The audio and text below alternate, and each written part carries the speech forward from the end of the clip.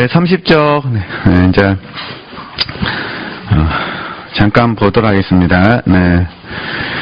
두 번째 문단 보시면은, 하나님께서, 그러잖아요. 우리 너무 잘 아시는 이야기예요. 모세를 만났을 때, 하나님께서 모세를 만났을 때, 모세에게 세 가지 이적을 경험시켜 주시잖아요.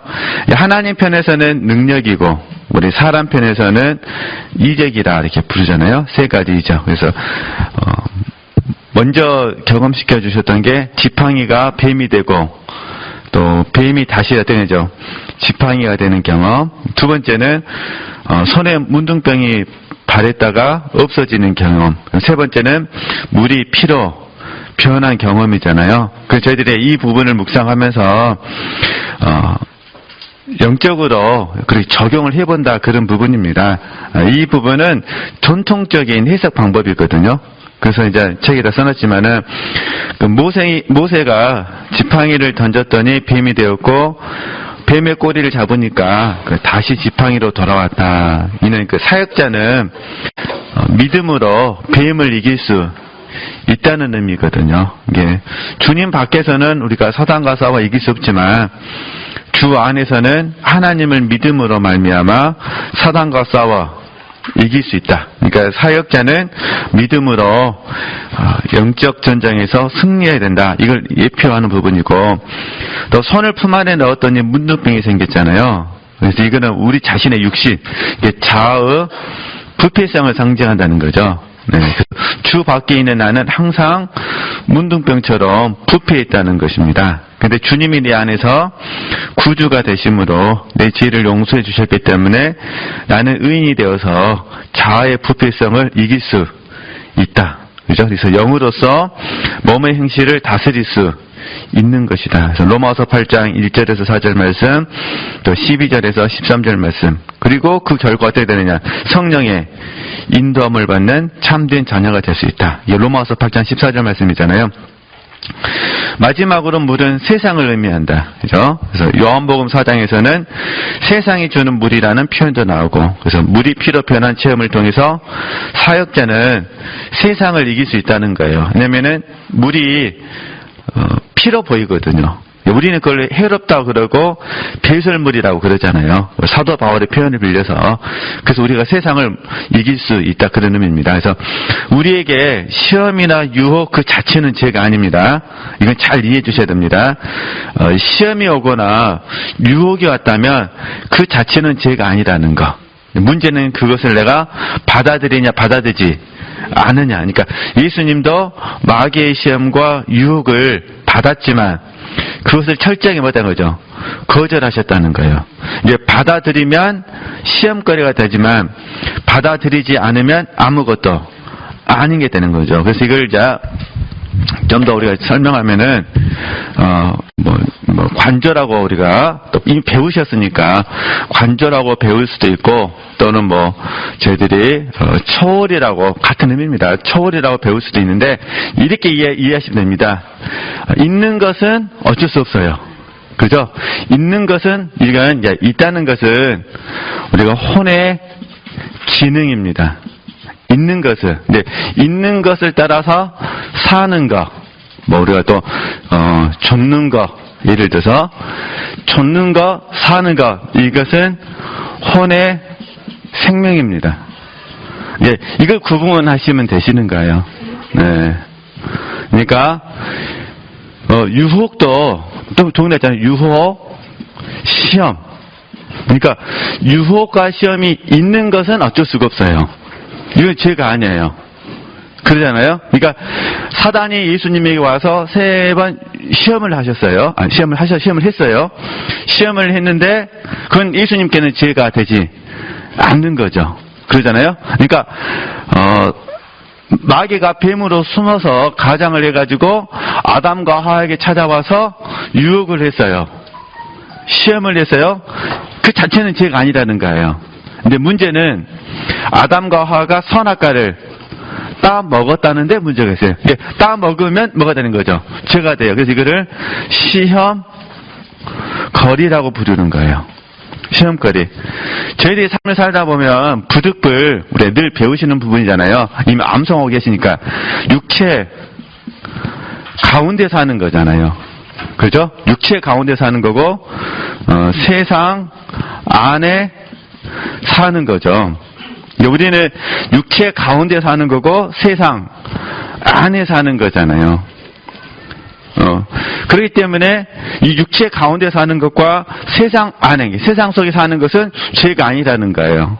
이제 문제는 육체 가운데가 아니라 육체를 쫓아 사는 것, 이게 죄가 되는 거죠. 우리가 육체를 쫓아 사는 것을 뭐라 부르냐면 혼의 생명이라 불러요.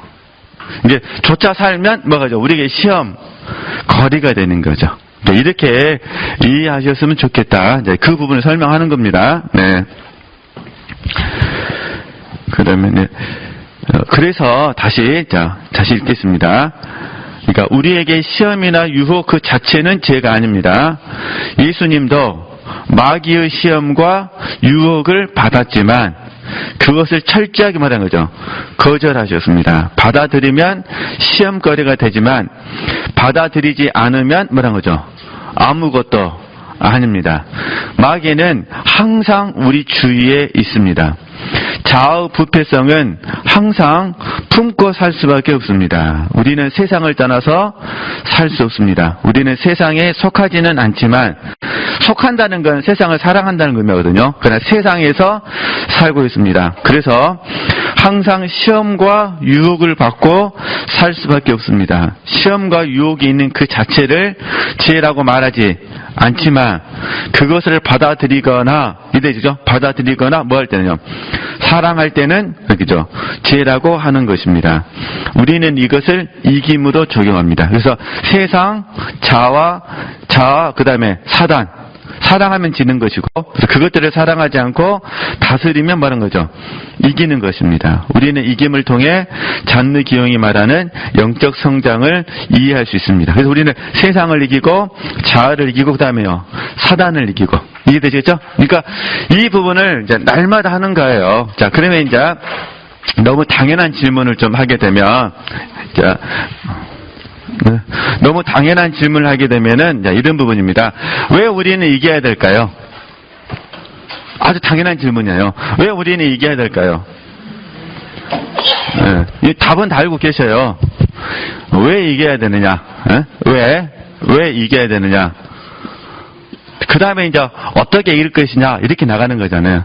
답은 정해졌어요. 왜 이기냐? 하나님의 뜻에 뭐 하기 위해서요? 순종하기 위해서. 그러잖아요. 그 다음에 이제 본질적으로는 하나님을 사랑하고 바르게 섬기기 위해서. 다 같은 의미잖아요. 그러니까 하나님을 사랑하고 하나님을 바르게 섬기기 위해서. 그죠? 하나님의 뜻에 뭐 하기 위해서요? 순종하기 위해서 이기는 거예요. 그러니까 이해되시죠? 일단 중요한 부분은 항상 왜 내가 이겨야 되느냐. 그죠? 그러니까 이걸 항상 적용해 주셔야 됩니다.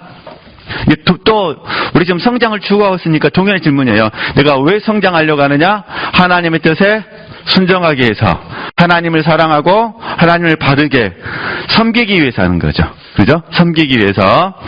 네, 그래서 항상 왜라는 질문을 해주셔야 됩니다. 그래서 그러면 이제 이 훈련을 우리는 끊임없이 할 수밖에 없어요. 그래서 이 부분을 저희들이 이제 힘쓴다고 부르죠. 힘쓴다. 사실 힘쓴다는 거는 늘 저희들이 배우듯이 의지를 사용하시는 거고 의지를 드리는 거예요. 힘쓴다는 거는. 영적인 의지잖아요. 예, 영적인 의지를 사용하는 것이고 영적인 의지를 말하는 거죠. 드리는 거예요. 날마다 주님과 함께 있기를 힘쓰는 거예요. 그래서 제가 전에도 시편 73편 28절 말씀 인용해 드렸잖아요. 하나님께 가까이 함이 내게 복이라. 이게 의지를 사용하고 의지를 드리는 거예요. 또 요한복음 15장에서는 내 안에 거하라. 이게 주님 안에 거하기를 우리는 뭐 하는 거죠? 힘쓰는 거예요. 의지를 사용하고 의지를 드리는 거죠. 이유는 딱 하나예요. 우리에게는 믿음이 있으니까. 그러잖아요. 믿음의 분량은 또 별개의 문제지만 우리에게는 믿음이 있기 때문에 이 믿음을 사용해서 이게 의지 사용이잖아요. 이게 의지를 사용한다는 것은 믿음을 사용하는 것이고 의지를 드린다는 것은 믿음을 드리는 거니까. 이게 전부 이게 믿음의 행위거든요. 믿음의 행위. 그래서 힘씀 절대 잊어버리시면 안 됩니다. 물론 우리가 힘쓴다고 해서 온전해지는 건 아닙니다. 그러잖아요. 우리가 힘쓴다고 해서 순전해지는 것도 아닙니다. 그러나 확실한 거는 힘쓰지 않으면 온전할 수 없고 힘쓰지 않으면 순전할 수 없다는 겁니다. 그래서 이제 이 원리 안에서 바라보면 저희들이 성장론을 공부하는 거는 온전할 때까지 하는 거잖아요. 그 다음에 순전할 때까지. 사실은 이 순전함이라는 의미 안에 이제 온전함이 표현되는데, 이제 우리의 이제 이미지가 순전함 그러면 막 순수함에 가깝고, 그러니까 어쩔 수 없이 제가 이제 온전함이라 쓴 겁니다. 순전함 안에는 순수함과, 이해되시겠죠? 100% 순수함과 100% 온전함이 다 표현된 단어인데, 그냥 우리가 너무 이제 순전함 그러면은 순수 쪽으로만 가까워져서 부득불 제가 그냥 이게 온전함, 순전함 나눠서 쓰는데, 어쨌든 사실 순전함 안에는 온전함이 포함되어 있습니다. 그러니까 온전하고 순전한 이 삶을, 100% 이 삶을 살기 위해서 정말 우리에게 필요한 훈련은 어떤 훈련이라는 거죠? 힘씁니다, 힘쓰. 그죠? 힘쓰셔 주셔야 돼요. 힘쓰는 건 여러 가지 훈련이 있어요. 여러 가지 훈련이 있는데, 우리가 지금 하고 있는 것 중에 가장 기본적인 게 뭐냐면은, 점검하는 거예요. 그러면 무엇을 점검할 것이냐, 어떻게 점검할 것이냐는 이제 우리 담임 목사님을 통해서 계속 배우고 계시니까 그 적용하시면 되시고, 이 시간에 잠깐만 이제 우리가 너무 잘 알지만 그래도 복습을 한번 하면 좋을 것 같습니다. 지금 다 우리 지체들 머릿속에 있거든요. 제가 필기하는 순간에 뭐가 되는 이렇게 싹 꺼내가지고 우쪽, 오른쪽 뇌 몇 페이지 있는지 모르지만은 그 뇌에서 싹 나옵니다. 그래서 항상 생각하셔야 될 게 뭐냐면, 그죠? 누구를 위해서 하느냐. 그러니까 왜 하느냐 그 말이에요. 이렇게 이걸 풀어서 설명하면 누구를 위해서 하느냐. 이게 점검, 이게 힘쓰의 하나의 방법이거든요. 그러니까 온전하고 순전하기를 원하시면 꼭 이거 기본입니다, 기본. 항상 뭘 생각하셔야 돼요? 누구를 위해서 하느냐는 거예요. 그래서 저기 점검하는 거잖아요. 나를 위해서 하느냐, 아니면 하나님을 위해서 하느냐. 그러잖아요. 하나님을 위해서 우리가 해야 되거든요. 그렇지 않으면은 순전할 수가 없어요. 그러지 않으면 뭐 할 수 없는 거죠? 온전할 수가 없어요. 그러니까 하나님이 모세에게 가르쳐 주시는 게 이 세 가지를 이겨야 된다는 거예요. 그렇죠? 사단을 이기고, 그 다음에요, 육신을 이기고, 그 다음에 세상을 이겨야 된다는 거예요. 그게 유혹이니까. 근데 우리는 이 세 가지를 항상 갖고 다녀요. 그렇죠? 믿음, 소망, 사랑, 이 세 가지는 항상 있을 것인데, 그 중에 제일은 사랑이다. 근데 우리도 마찬가지로 세상, 사단, 자아는 육신의 장막점을 벗어버리는 그 순간까지 늘 우리가 뭐 하는 거죠? 같이 있는 거예요. 우리가 그걸 거절할 뿐이지 없어지는 건 아니니까. 저와 여러분이 그냥 날 잡아가지고 무등산 산속에서 혼자 일주일간 있으면 세상이 없을까요?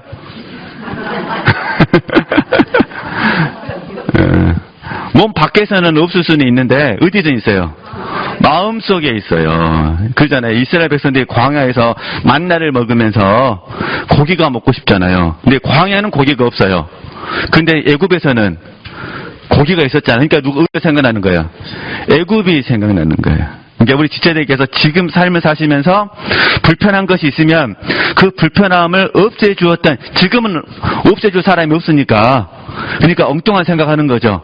과거로 내가 돌아간다면 이 불편한 것이 없애주는 선택을 할 것이다 그러죠. 근데 진짜로 불가능한 이야기인데, 진짜로 과거로 돌아가서 다른 삶을 산다면 새로운 불편함이 생기게 되는 거죠. 왜냐면은 육신은 없어지는 게 아니고 세상은 없어지는 게 아니기 때문에. 그죠? 그래서 어떤 이제 만약 이 시간에 설교 시간이라면 모세의 세 가지 기적을 더 자세히 설명해 드리는데 오늘 공부하는 시간이니까 이렇게 정리하는 겁니다. 그러니까 지금 하고 계시는 겁니다. 이거 절대 잊어버리시면 안 됩니다. 그러니까 힘드실 때마다 누구를 위해서 하는가? 그러니까 나를 위해서 하느냐?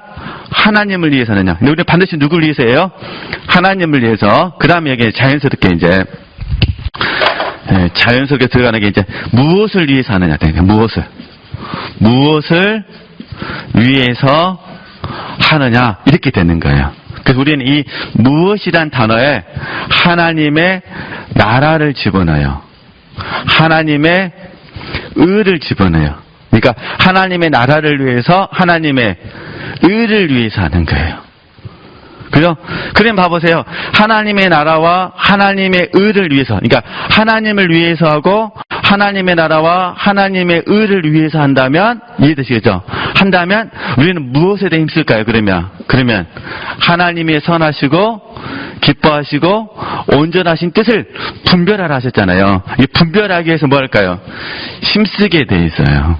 그래서 마음이 하나님께서 보실 때 기뻐하지 않는 쪽으로 갔을 때 얼른 멈추고 어찌하든지 하나님을 위해서, 그 다음에 하나님의 나라와 하나님의 의를 위해서 하려고 힘쓰는 거죠. 이제 세 번째 점검하는 부분은 우리가 만약에 행했어요. 행했습니다. 행했다면 이 행함의 출처를 보는 거예요. 이게 점검이죠. 내가 선한 일을 했다 하더라도 어떤 일을 했어요. 하고 나서 뭘 점검한다는 거죠.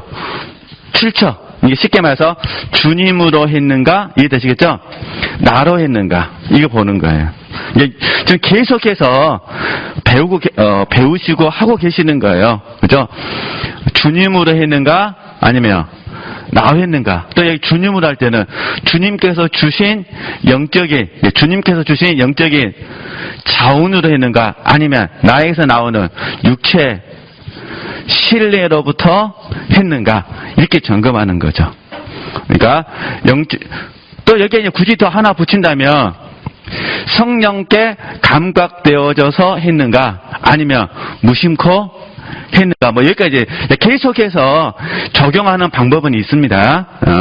또 어떤 경우는 열매도 점검할 수도 있고 내적인 증거, 외적인 증거 이것도 다 점검하는 방법이죠. 그러나 이제 가장 기본적인 거. 이제 제가 느껴지는 부분이 그 부분이에요. 이 부분에 있어서 우리가 힘쓰지 않는다면 그럼 저희들은 진짜 온전함과 순전함이라는 표대를 놓쳐버리게 되는 거죠. 이게 순간적으로 잊어버린다 그런 의미예요. 얼마나 저희들이 잘 잊어버리는지 그러시잖아요. 아마 우리가 이 시간에 딱 앉아가지고 누가 잘 잊어버렸는가 점수 매긴다면은 서로 1등을 향해서 각자 막 간증을 이야기하면 서로서로 별 희한한 이야기가 다 나올 거예요. 어떤 분들은 뭔 생각해서 냉장고 앞에 갔는데 생각이 안 났다든지, 어떤 분들은 안경을 들고 다니면서 안경을 찾았다든지, 저 같은 경우는 운전하면서 차키를 찾았다든지. 다행히 운전할 때 차키가 어디에 있겠어요. 꽂아놨는데 주머니에 없어가지고 심장이 멈출 뻔했다니까요. 근데 차는 달리고 있어. 그래서 제가 얼마나 충격을 받았겠어요. 고속돼서 운전하다가 차키가 없네. 근데 차는 뭐하고 차는 달려가고 있어요. 근데 내가 엄청 제 자신에 충격을 받았습니다. 내가 벌써 이제 이 나이가 돼버렸구나.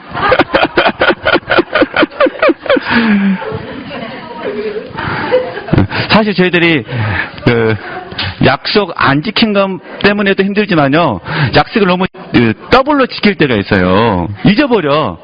자녀한테 약속을 해가지고 10만 원을 보냈어요. 그 다음날 또 보내. 안 줬다고 생각하고. 네, 자녀가 착해가지고 답신을 해줘서 돌려받지만 만약 자녀가 아무 생각 없이 꿀꺽해버리면 나는 이제 10만 원이 아니라 얼마 준 거죠? 20만 원을 주고 마이너스 10만 원 인생을 살아야 되죠. 전 이게 쉬운 공과는 아닙니다. 쉬운 공과는 아니죠. 참 이게 어려운 공과인 것 같아요. 그래서 이제 저는 이제 요즘 이제 갑자기 그 전부터도 뭐 생각은 하고 있었는데 최근에 하나님께서 제게 이 부분에 대해서 힘씀에 대해서 다시 한번 힘씀과 점검에 대해서 다시 한번 이렇게 이렇게 묵상하게 하셨고 또 제 안에서 어떤 원리들을 깨달았어요. 아, 이게 우리가 단순히 힘쓴다는 것이 아니라 이걸 해야만 내가 푯대를 붙잡을 수 있다는 거. 이해되시겠죠? 그러니까 점검해야만 힘쓸 수가 있고 힘써야만 뭐 할 수 있다는 거죠. 푯대를 붙잡을 수 있어요. 왜냐면 우리가 자고 일어나면 완전히 바뀌었으면 좋겠는데 안 바뀌잖아요.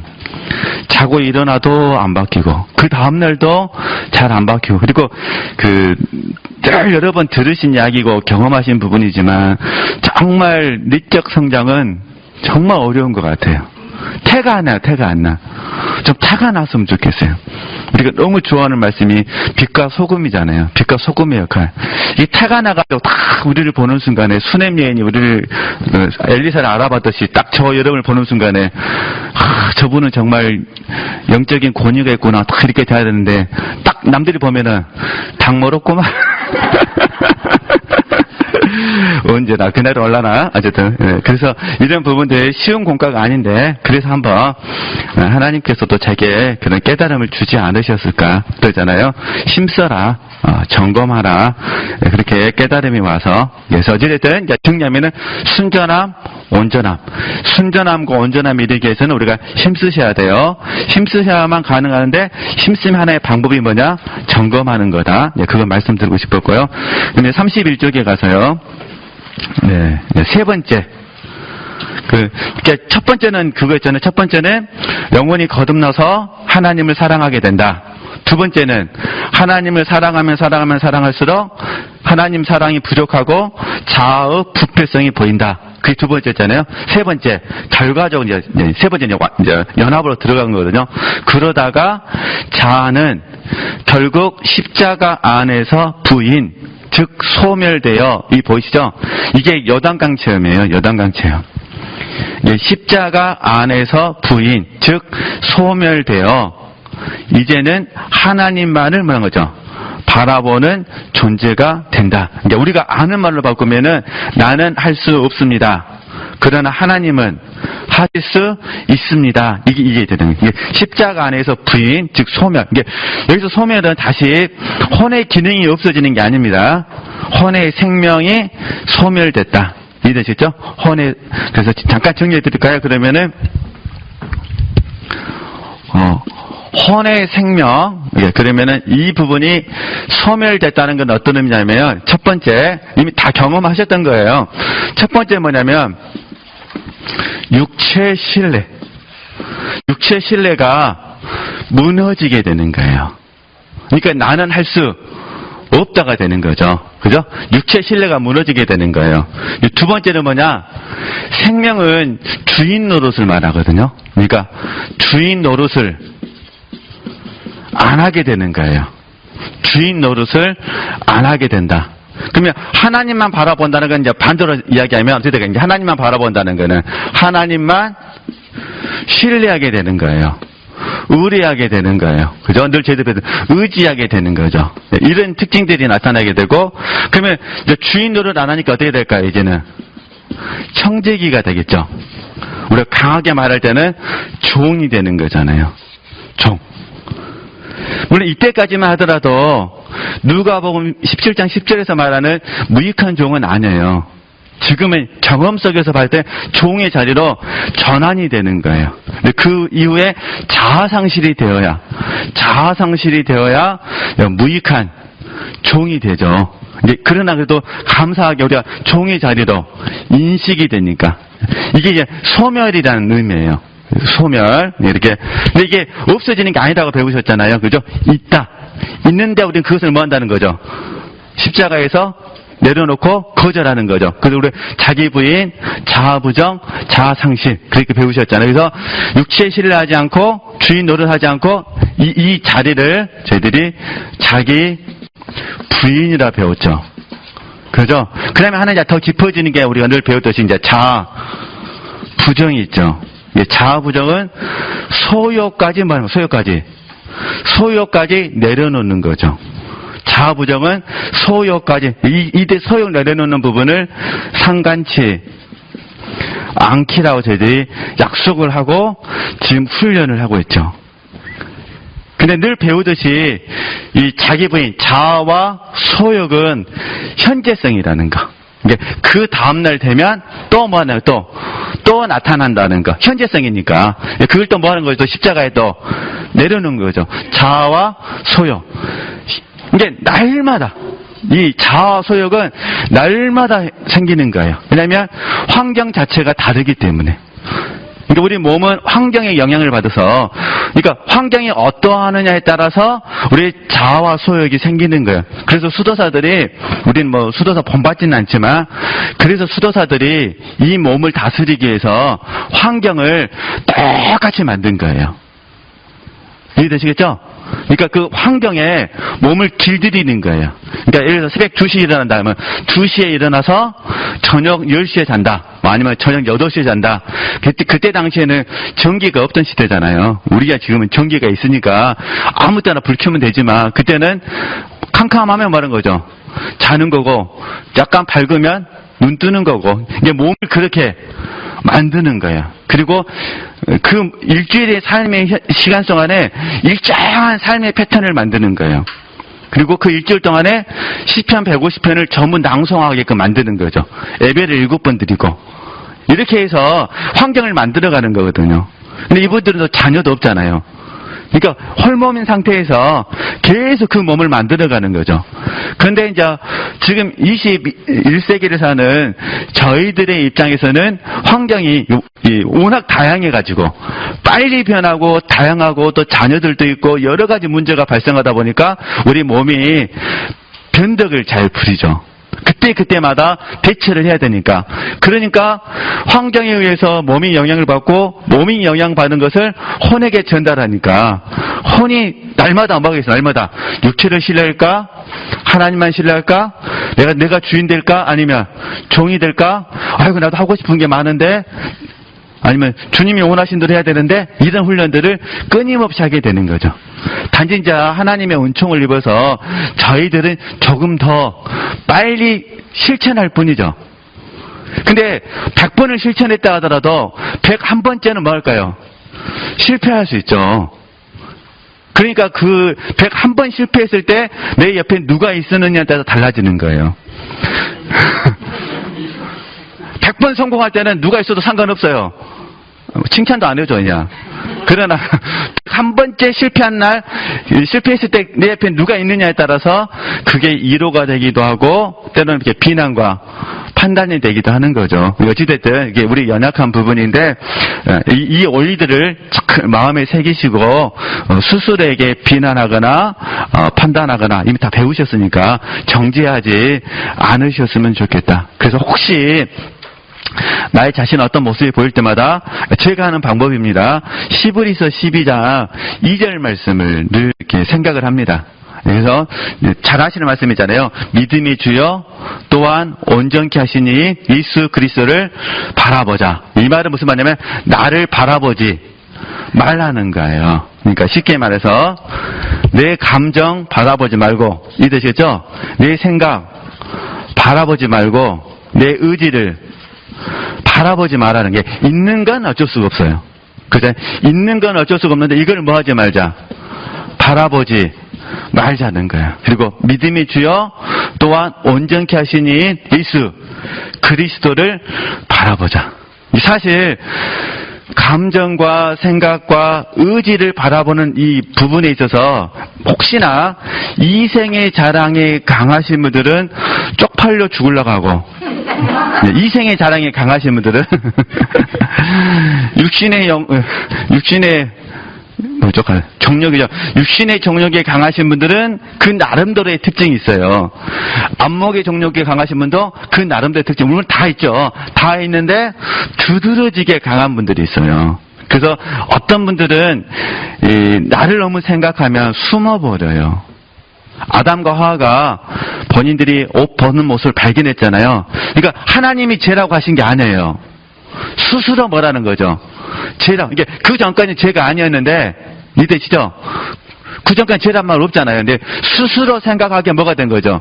죄가 된 거예요. 그러니까 내가 내 자신을 바라보니까 감정과 생각과 의지 속에서 수치심이 느껴지는 거예요. 죄라고 느껴지는 거죠. 그래서 그들이 했던 방법 잘 아시잖아요. 무화과 나무 잎으로 가렸어요. 몸을 가렸어요. 이건 자기 의를 말하거든요. 그래서 자기 안으로 들어가 버려요. 그래서 자기만의 방법으로 안 됩니다. 다시 믿음의 주요 또한 온전케 하신 이인 누굴 바라보셔야 돼? 예수 그리스도를 바라보셔야 돼. 그러니까 그렇게 해서 우리가 얼른 이렇게 빠져나오셔야 됩니다. 얼른 빠져나오셔서 어찌됐든 지금 잔느 기용이 들려주는 이야기를 제가 이렇게 좀 설명을 했습니다. 이렇게 설명하는 이유는 잔느 기용이 오치만이의 영적인 스승이잖아요. 그리고 오치만이의 책들을 제가 이제 잔느 기용 책도 있고 오치만 책도 있고 그다음에 오치만이의 가르침을 통해서 우리 이제 담임 목사님께서 굉장히 영적으로 더 체계적으로 영성훈련의 원리들을 만들어 놓으셨기 때문에 그 부분을 제가 전부 다는 아니지만 많은 부분을 섭렵하고 나서 이렇게 이제 설명해 드릴 수가 있는 거예요. 이해되시겠죠? 이게 잔느 경우도 우리 식대로 설명해 드릴 수 있는 부분이 어찌됐든 그렇게 하시고 이해하셨으면 좋겠습니다. 그러니까 혼의 기능에 대해서는 뭐 하지 말자. 의미 부여를 하시면 안 돼요. 있는 건 그대로 뭐 하시는 거예요?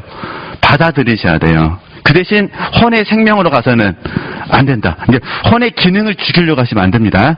감정을 죽이려고 하시거나 생각을 죽이려고 하시거나 의지를 죽이려고 해서는 안 된다는 거. 그래서 우리는 나를 바라보면 안 되고 항상 믿음이 주여 또한 온전케 하시니 예수 그리스도를 바라보셔야 되는 이렇게 적용하시면 되실 것 같습니다. 그럼 다시 제가 또 천천히 읽어가며 설명하겠습니다. 그러니까 세 번째는 자아는 결국 십자가 안에서 부인, 즉 소멸되어 혼의 생명이 죽는다. 이제는 하나님만을 바라보는 존재가 된다. 하나님만을 바라보기 때문에 자아는 점진적으로 소멸됩니다. 나라는 존재는 있지만 나의 시선이 나에게 있지 않고 누가 있던 거죠? 하나님께 있는 것입니다. 그래서 제가 조금 전에 누가복음 17장 10절 말씀드렸잖아요. 누가복음 17장 10절은 사실은 헌신과 연결된 부분이거든요. 그러니까 늘 저희들이 배우듯이 참된 헌신, 깊은 세계죠. 헌신의 세계에 들어가기 위해서는 무익한 종이 돼야 돼요. 이때는 종 입장에서는 나는 없는 거예요. 어제 누구만 있는 거죠? 주님만 있는 거예요. 나는 없고 뭐란 거죠? 주님만 있는 거예요. 그래서 무익한 종이라. 이게 이제 우리의 목적이죠. 이 목적 안에 들어가기 위해서 지금 계속해서 나는 없고 이걸 하는 거죠. 근데 이 말씀 자체에서 보면은 여기에는 이제 나의 유익도 없는 거죠. 심한 경우는 나의 보상도 없는 거죠. 그러잖아요. 오직 누구만 빛나면 되는 거예요. 주님만 빛나면 되는 거예요. 그래서 저희들이 이때 표현할 때는 나는 주님만을 목적합니다. 이렇게 되는 거죠. 그래서 나는 없고 누구만 있는 거예요. 주님만 있는 거예요. 나는 없고 주님만. 우리가 이 부분을 지금 부분적이지만 일시적으로 경험하고 계셔요. 어떤 사건에서, 어떤 문제에서. 근데 이게 우리가 이제 관심 받는 거는 일시적인 경험이 아니라 이 경험들 계속해서 확장되어지고 깊어지기를 원하는 부분이죠. 이제 어머님들 입장에서는 금방 이해할 수 있는 게 그렇게 이해하시면 돼요. 우리 자녀들을 자녀들에게 뭘 사줘야 돈이 아깝지 않을까요?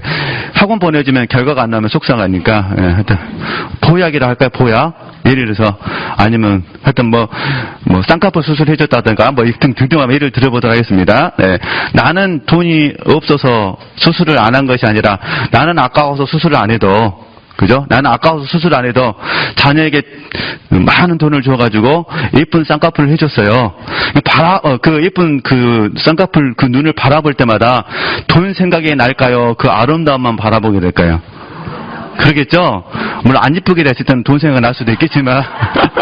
그러나 예를 들어서 진짜 이렇게 예쁜 얼굴이 됐다면은 진짜 그 순간만큼은 나는 없고 뭐 하는 거죠.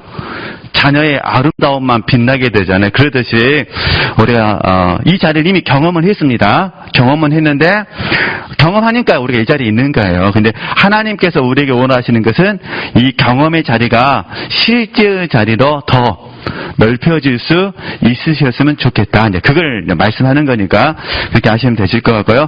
좀만 더 보도록 하겠습니다. 네. 십자가 체험을 통해 나를 바라보지 아니하고 오직 예수 그리스도만을 바라보게 됩니다. 그 결과 자기 부인, 자아 부정, 자아 상실을 바르게 적용합니다. 왜냐하면 내적 질서가 잡혀있기 때문입니다. 성령께서 영 안에 계시고 영이 혼을 가지고 몸을 사용한다. 이게 배우셨잖아요. 이 내적 질서입니다. 이게 중요합니다. 이게 100% 성공한다는 의미가 아니라 저희들이 이걸 절대 잊어버리시면 안 돼요. 우리가 100% 이렇게 산다는 게 아니다. 이해되시겠죠? 생명적 체험이거든요. 이거는 행위적인 걸 말하는 거고 우리가 행위적으로 100% 완벽하다 그런 의미가 아니라 영적인 생명적 체험이라는 의미에서 봤을 때 그래서 자기 부인, 자아 부정, 자아 상실을 바르게 뭐란 거죠?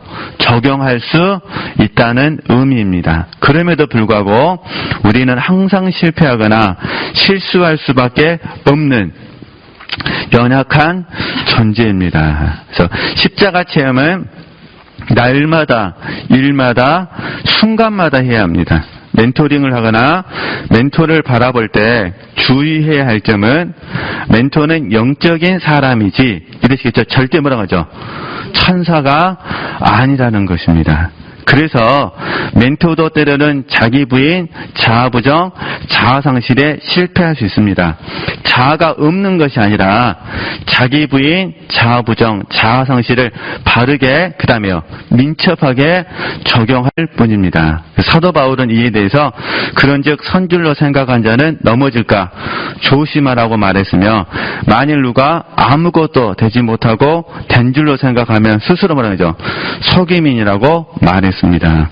또 우리 에베소서 4장 22절, 24절 말씀 잘 하시잖아요. 제가 다시 읽으면 잘 하시지만 이게 성숙한 삶의 모습이잖아요. 벗고 입음이니까.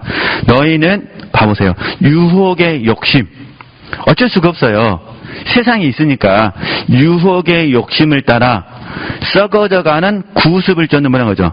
옛사람. 그러니까 옛사람은 습관적으로 삶을 살게 돼 있어요. 유혹의 욕심을 따라 썩어져가는 구습, 옛날 방식을 쫓는다는 거예요. 그 옛사람을 벗어버리라는 거죠. 그리고 오직 심령으로 새롭게 되어 하나님을 따라 의와 진리의 거룩함으로 지으심을 받은 새 사람을 입으라는 거죠. 그래서 십자가 체험은 옛사람을 벗어버리고 새 사람을 입는 훈련입니다. 내가 주님과 함께 죽고 주님으로 다시 사는 것입니다. 그래서 옛 자아를 벗고 새 자아를 입는 것입니다. 이 새 자아를 잘 입게 되면 점차 우리가 성숙한 자아로 바뀌게 됩니다. 사실 자기를 부인하고 자아를 부정하는 것이지 우리의 자아 자체가 없어지는 것은 절대 아닙니다. 다만 옛 자아를 벗고 새 자아를 입는 것입니다. 그러므로 하나님을 따라 의와 진리의 거룩함으로 지으심을 받은 새 사람이신 예수 그리스도를 입을 때 우리는 성숙한 사람으로 변화되는 것입니다. 예전에는 옛사람을 벗는 훈련을 많이 했다면 지금은 새 사람을 입는 훈련을 많이 해야 합니다. 단지 여기 조심해야 될 부분은 우리가 늘 전에다 배우셨는데 우리가 하나님과 나와의 관계에서는 문제가 없어요. 그러나 사람과 사람의 관계에서는 이 취향이라는 것이 있거든요. 각자의 성격이 있어요. 보통 이걸 저희들이 개성이라고 그러잖아요. 그러니까 각자의 취향의 문제가 있고 각자의 개성의 문제가 있어요. 그래서 인간관계 부분을 적용할 때는 취향과 성격 이 부분으로 행위로 적용해서는 안 된다는 거예요. 이거는 부득불. 우리끼리 약속을 좀 해주고 스스로에게 계속 가르쳤으면 좋겠습니다. 계속해서 또 가르쳐 주시고 또 가르쳐 주시고. 너무 잘 아시다시피 이 취향이라는 게 외향적 취향도 있고 내향적 취향도 있잖아요. 그러잖아요. 또 사람마다 다 달라요. 성장하는 과정 속에서 무엇인가에 한이 맺힌 사람이 있거든요. 결핍으로 인해서. 그게 먹는 것일 수도 있고, 그게 입는 것일 수도 있고, 그게 자는 것일 수도 있고, 또 각자의 소신일 수도 있어요. 그겠죠? 그래서 이게 취향의 문제는 어쩔 수가 없다는 거예요. 이게 잘 안 바뀐다는 거죠.